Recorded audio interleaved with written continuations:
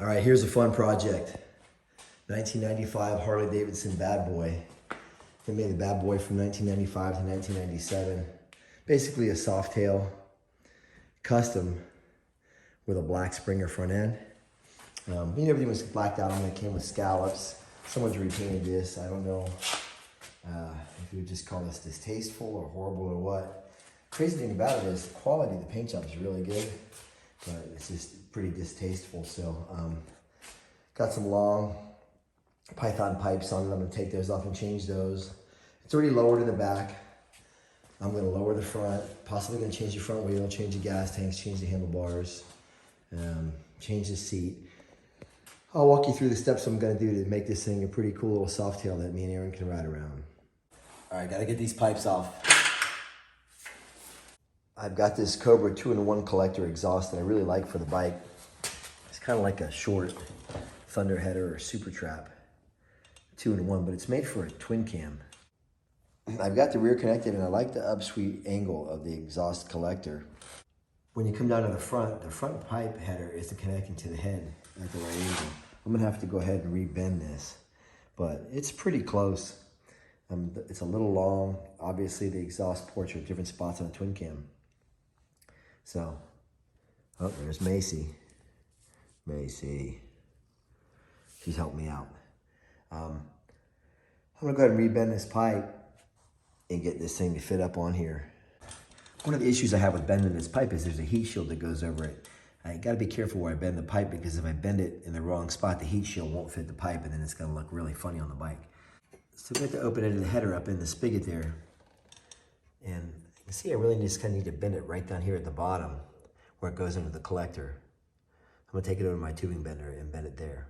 I'm gonna take these ape hangers off of here and put some speedster bars. I kind of like ape hangers. I used to always ride with them, but I got pulled over so many times by law enforcement because I had the big apes. So I'm gonna take these off. I just don't want to deal with that.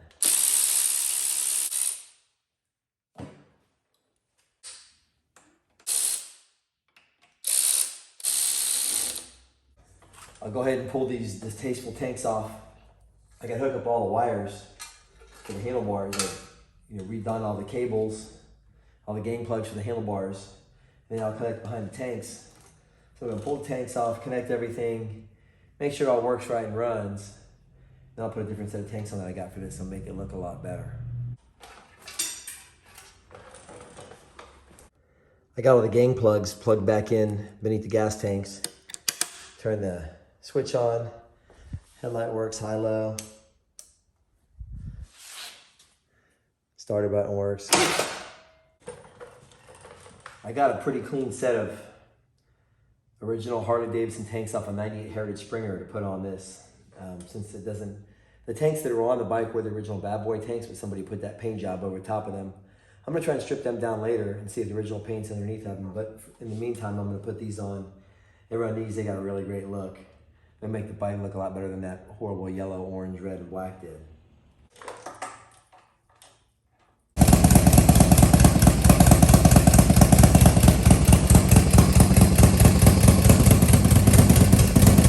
I'm gonna make my Swingarm Splashboard out of this piece of aluminum sheet here. I've got a paper template that I cut, and I'll use a straight edge and a square to make the perfect shape. I'll cut it here in the shear, I'll roll it in the slip roll, and I'll bead roll it in the bead roller. Show you how I kind of make this tiny little custom part that I need for this bike out of nothing. Got my part laid out right here. I'll shear it in the shear.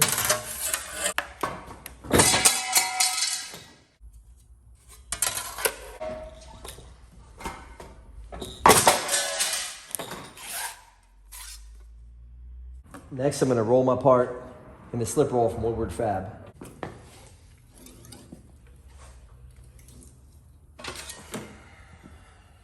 I'll go ahead and drill these 4 holes in the drill press with a step drill bit.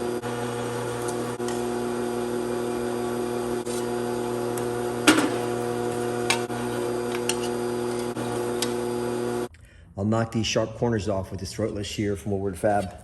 I don't know how I lived without this tool. This thing's amazing.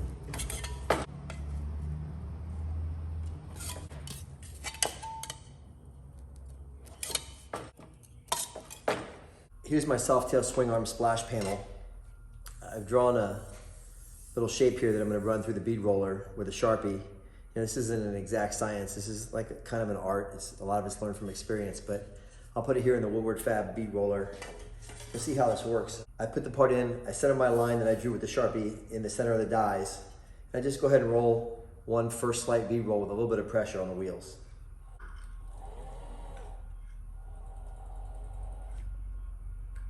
That's a pretty tight curve, so as I come around the corner, I gotta go fast.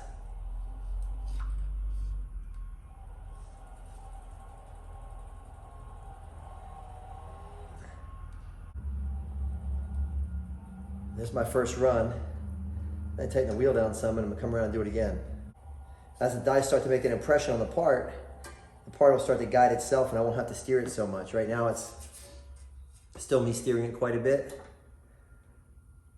but I'm putting quite a bit more pressure now, so it should really, as I come around now, the part will start to steer itself. It's almost like it's on a rail, on a track.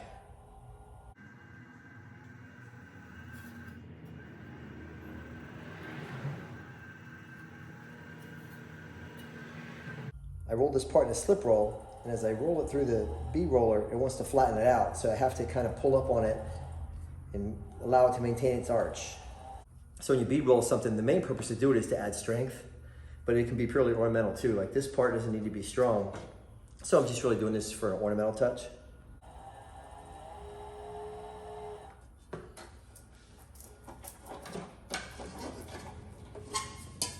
There you see how my bead rolled shape. So it's always nice to have the right tools in the shop. Woodward has been great. I got a bunch of their stuff in here. All their sheet metal stuff is really great. But you see I took a plain piece of aluminum, turned it into a really nice custom part. This is great for making floorboards for hot rod.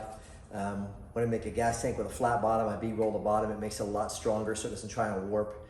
And especially flex around the mounts under the weight of all the fuel that's in a gas tank. You know, fuel's about 8 pounds a gallon. So a 3-gallon gas tank's got 24 pounds of weight in it.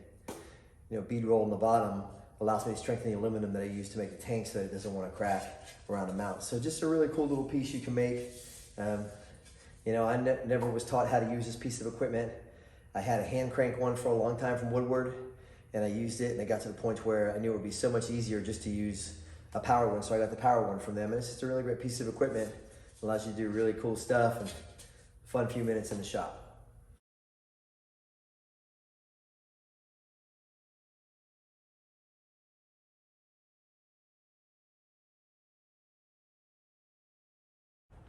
I'm not sure what rear fender I'm going to run on this bike. It should have forged steel fender struts here. Somebody cut them off, which is something I used to do a lot in the 90s. I have those struts actually inside these fender strut covers, and I might weld them back on and run them. But this is a fender. I think it's a bad boy fender. And it's got exactly matching paint to the gas tanks. So I'm going to go ahead and bolt this up and try to run it this way and see how I like it. And if I don't like it, I might run a different fender on it.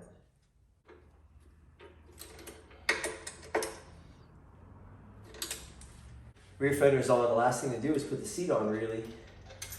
I can give this thing a quick spit shine, take it out, and take it for a ride. Pretty excited to do it. Haven't ridden a bad boy since probably 96.